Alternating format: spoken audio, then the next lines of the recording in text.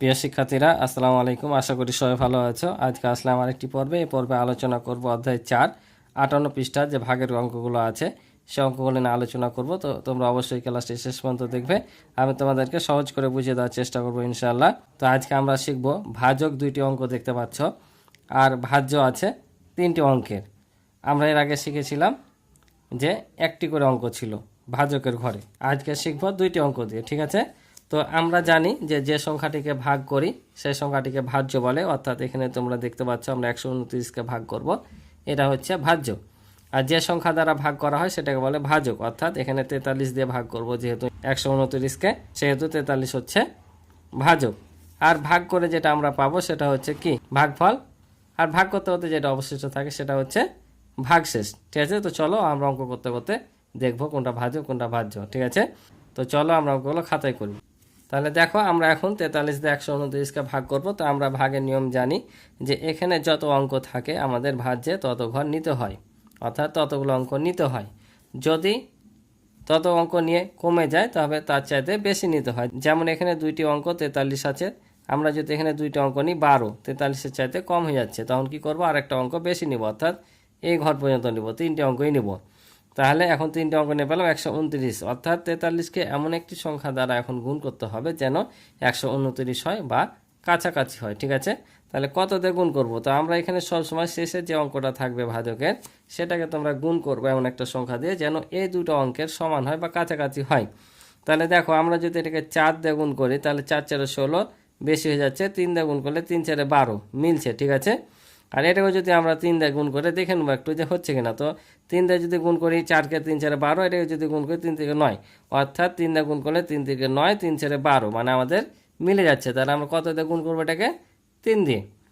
তো 3 দিয়ে গুণ করলে 3 3 9 আর 3 4 12 মিলে যাচ্ছে। এটাকে যত দিয়ে গুণ করব গুণফলটা আসবে এখানে, আর যেটা দিয়ে গুণ করব সেটা আসবে ওপরে।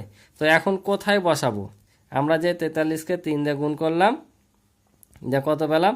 129 পেলাম। তাহলে 3টা এখন কোথায় বসাবো? এখানে, এখানে না এখানে? তো এটা হচ্ছে সিম্পল একটা বিষয় যে আমরা যত অঙ্ক নিব এখানে তার শেষ অঙ্কের ওপরে বসাবো। যেমন এখানে আমরা কয়টা নিয়েছি? 3টা নিয়েছি, তো শেষ কোনটা? এটা, অর্থাৎ এখানে আমরা 3 বসাবো, ঠিক আছে? সব শেষ অঙ্কে। তো এখানে ভাগশেষ কত আসবে? ভাগশেষ কিছু হবে না, কারণ বিয়োগ করলে হবে 0, বুঝেছো? তাই ভাগশেষ 0।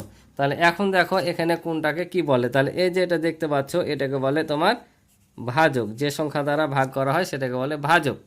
আর যাকে ভাগ করা হয়, অর্থাৎ আমরা কি এটাকে ভাগ করছি না, তো এটাকে বলে ভাজ্য। যে সংখ্যাকে ভাগ করা হয় তাকে বলে ভাজ্য। আর যেটা ভাগ করে পায়, অর্থাৎ এটা হচ্ছে তোমার কত? ভাগফল। এটা হচ্ছে ভাগফল, বুঝতে পারছো? আর ভাগ করে যেটা অবশিষ্ট থাকে সেটা হচ্ছে ভাগশেষ, অর্থাৎ এটা হচ্ছে ভাগশেষ। কিন্তু এখানে ভাগশেষ 0 এসে কিছু আসেনি। কোনো কোনো অঙ্কের কিন্তু ভাগশেষ আসতে পারে, ঠিক আছে? তাহলে বুঝতে পারলাম, যেটাতে ভাগ করি সেটা ভাজক, যাকে ভাগ করি ভাজ্য, ভাগ করে যেটা পাই সেটা ভাগফল, আর ভাগ করতে করতে যেটা অবশিষ্ট থাকে সেটা হচ্ছে ভাগশেষ। তো চলো আমরা পরের অঙ্কগুলো করি। তাহলে দেখো, এটা আমরা এখন গুণ করব। কত দিয়ে গুণ করব? আমরা এটাকে 4 দিয়ে গুণ করবো, কারণ 3 4 12 এটা মিলার সম্ভাবনা আছে। তাহলে 4 বসাবো এখানে, 4 2 8, আর 3 4 কত হবে? 12। দেখো ভাগশেষ 0। এটা যদি আমরা গুণ করি তাহলে আমরা এটা গুণ করবো 5 দিয়ে। 5 দিয়ে যদি গুণ করে দেখো, 3 5 15, আর 5 8 40, আর হাতের একে হয় 41। তাহলে আমাদের কি সুন্দর মিলে গেল না? তো এটা 5 দিয়ে গুণ করলাম, এখানে বসবে 5। একেবারে সিম্পল অঙ্ক। তাহলে এবার 4 নাম্বার দেখো। তাহলে এটাও আমরা গুণ করবো এমন একটা সংখ্যা দিয়ে যেন কত আসে?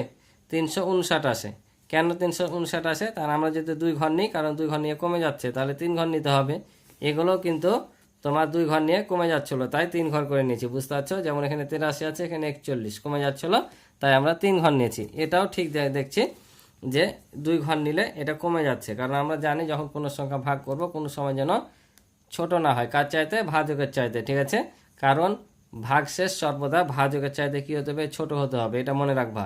কোনো সময় যদি দেখো এই ভাজকের চাইতে এখানে ভাগশেষ যেটা তোমরা পাবা, অর্থাৎ বিয়োগ করে এটা পাবা, সেটা কোনো সময় যেন বড় না হয়, কারণ এই ভাজকের চাইতে এই ভাগশেষ কখনো বড় হবে না, বুঝতে পারছো? ছোট হবে। তাহলে আবারও 3 ঘর। তাহলে কত দিয়ে গুণ করবো? আমরা যদি এটাকে এবার 5 দিয়ে গুণ করি, কারণ 5 7 হয় 35, 5 দিয়ে যদি গুণ করি 5 একে 5, আর 5 7 হয় 35। তাহলে দেখো আমাদের এটা মিলে যাচ্ছে। আমরা কি করব, হয় সমান নিব না হলে কম নিব, বেশি নিতে পারবো না। তো দেখো সমান হয়নি, একটু কম আছে, তাহলে এটা আমাদের গ্রহণযোগ্য। তাহলে এটা থেকে এটা বাদ দিলে হবে 4। এই যে দেখো আমরা এবার ভাগশেষ পেয়েছি, ঠিক আছে। তাহলে এটা ভাজক, এটা ভাজ্য, ভাগফল, এটা হচ্ছে ভাগশেষ। অর্থাৎ তোমরা উত্তর লিখলে লিখতে পারো এভাবে, লিখবা যে ভাগফল কত, ভাগফল হচ্ছে 5 আর ভাগশেষ 4, ঠিক আছে। এভাবে তোমরা লিখে দিবা। তো পরেরটা দেখো এবার কত দিয়ে যাবে, এটাকে যদি 6 দিয়ে গুণ করি তাহলে 6 6 36, এখানে আছে 38, তাহলে আমাদের 6 দিয়ে কিন্তু যাবে। তাহলে এখানে 6 2 12, 2 হাত থেকে 1, 6 6 36 আর হাতে রেখে 37। দেখো 2 থেকে 2 বাদ দিলে 0, 8 থেকে 7 বাদ দিলে 1, তাহলে কি হচ্ছে না।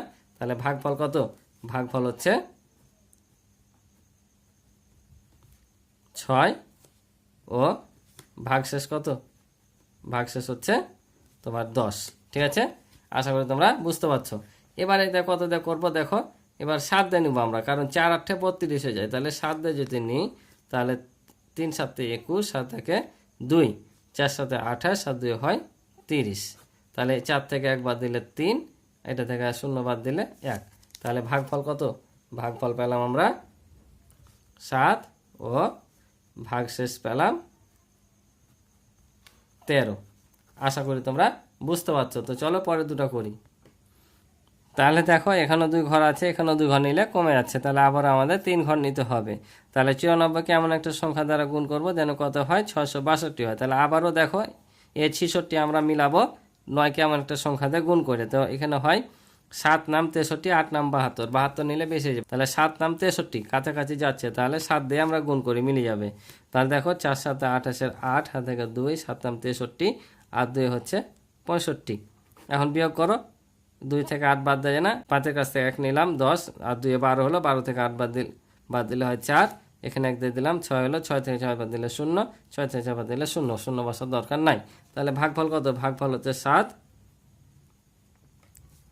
ভাগফল 7 ও ভাগশেষ কত, ভাগশেষ হচ্ছে 4।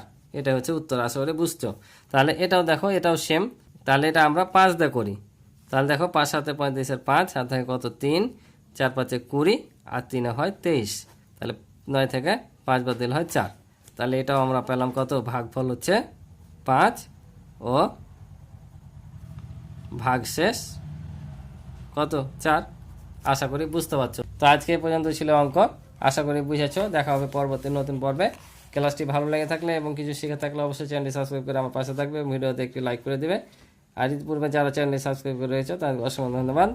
তো আজকে পর্যন্ত ভালো থাকো, সুস্থ থাকো, দেখা হবে নতুন পর্বে। আল্লাহ হাফেজ।